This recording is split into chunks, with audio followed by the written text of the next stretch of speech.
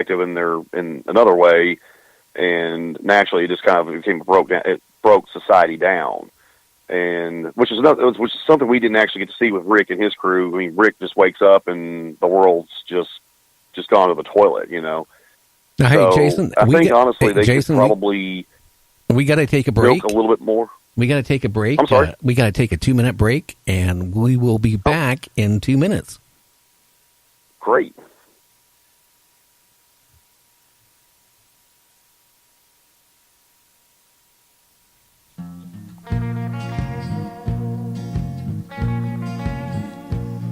There once was a man who had some land in eastern Washington. And on his land, this man, he had a deep, dark hole upon. People came from miles around to throw their trash down in to see how deep the hole was and listen for its end. Then one day, that fateful day, they forced Mel off his land. They paid him off and sent him off down under with a plan. They hid Mel's hole and covered it up so ne'er it could be found, so no one would ever know what's deep down in Mel's ground. Yippee-yi-yay, yippee-yi-oh. There's no bottom to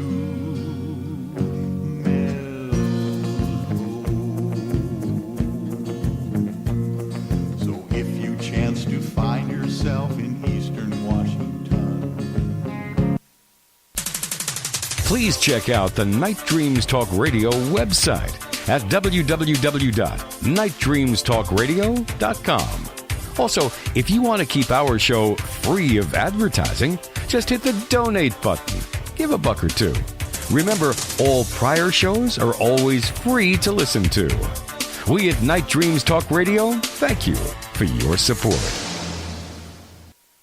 For the best in paranormal talk radio, you're listening to Night Dreams Talk Radio with Gary. Night Dreams Scary Story Night on Friday nights. Call in at 9:30 p.m. Pacific at 1-253-203-6695.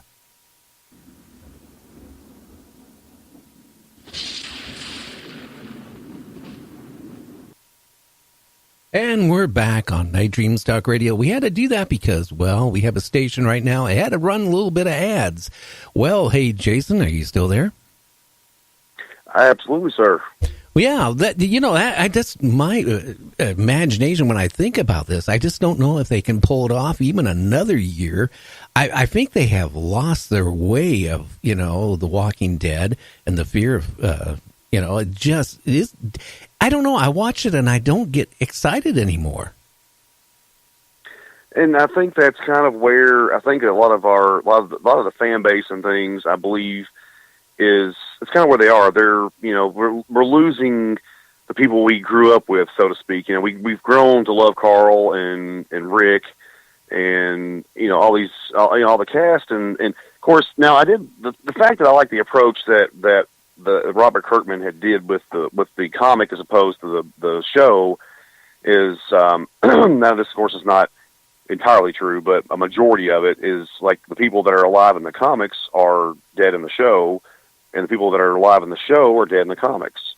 So I kind of like how he kind of fleshed out, kind of like a what if scenario. And if you're a comic book nerd like I am, I'm sure you're familiar with Marvel's What If comics. Yes. Kind of like what if this happened instead of this, and what could have actually happened in the Marvel universe. It's kind of the same. In my ideas, it's kind of the same thing with The Walking Dead. I mean, what would have happened if Andrea had died, or what if Carol had lived? I think that's just I like that approach, but at the same time, I think a lot of people are not really caring much for some of the new characters that are being introduced, and how they're dealing with Negan, and you know, of course, I think Morgan. You know, I think Morgan's become a really awesome character. I don't really think he was really fleshed out much in the comics, and that's kind of where I like the fact that they've, you know, tried to make him a more supportive character and bring him more into the limelight there. And really, I think that they could probably do some sort of a spinoff and probably get a little popularity. But I think eventually, you know, it's kind of ran its course, I think. And now, of course, personally, I enjoy Asylum's Z Nation. I don't know if you've ever had a chance to catch it. Well, you know, it's filmed right up here in Washington State, over in the Spokane area. That's in, you know, I've actually met some of the cast. They at the Comic-Con that we have in Lexington, Kentucky, and they were so super nice. I mean, my my youngest son is a big fan of Murphy, and so, you know, that was the immediate thing we had to do. We had to go immediately to meet Murphy when we first got there. And, you know, I told him that my son's a big fan. He just jumped up and just shook his hand, gave him a hug.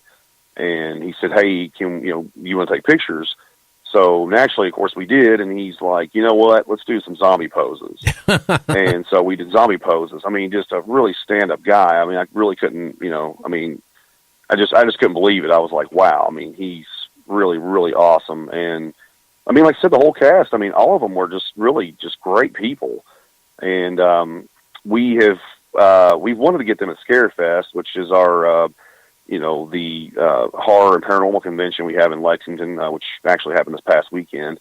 We had actually wanted to get them there, but unfortunately, I think they're shooting around the time that we have our convention. So, which has really been disappointing, because I think they would be a huge hit, I believe, with us. I mean, our Walking Dead, the cast we've had from The Walking Dead, they've actually we've only had a few there, and they've been great. I mean, they've been a big hit. So that's kind of one of the things where, you know, it seems like the zombie genre, a lot of people think that it's ran its course, but honestly, if you look around, there's a ton of zombie movies out there, and they make more all the time. And I'm not exactly sure if it's the love of the zombie or if it's the fact that zombies are easy. I mean, you can exploit a zombie movie and crank it out in no time. And I know this firsthand. I actually worked in a zombie movie, uncredited, but I was I guess like a kind of a liaison, I guess. I've seen just about every zombie movie there is. I mean, probably up until a few years ago, because they started cranking out more than I can actually, you know, watch. But I've seen pretty much everything from the 30s all the way up to probably the mid 2000s. And I was kind of their kind of go-to guy. You know, what movie has this type of zombie in it? What movies have atomic zombies, voodoo zombies, revenge-driven zombies? And, you know, I just kind of helped them out behind the scenes with, you know, how zombie movements, and don't do this. This was in another movie, and it didn't really do that well, you know. And I had a blast doing that, and I would actually love to break into it again. It's just, unfortunately, we don't have too many films around locally that, you know, that I can usually get into, or usually conflicting schedules. Because this time of year, I'm extremely busy with, we do a lot of parades. And Are you still there? Yeah, hello? Yeah, I think we just lost our guest. Boy, if who do we have out here? This is Karen. Okay, Karen, we're taking calls in at 9:30 for Scary Night. I'm in New York, so that's 11:30? Yeah, it'd be 11:30. Okay, so I'm right on time then. Well, right now it is 8:37 here, so you need to go like about another 45 minutes. Oh, okay, because it's 11:30 here now. Yeah, it's 8:37 here. Okay. So Okay, I got to get the gas back on, but if you can stay awake or like at least another 40 minutes, that would work out. Okay, no problem. Okay. Okay. Bye.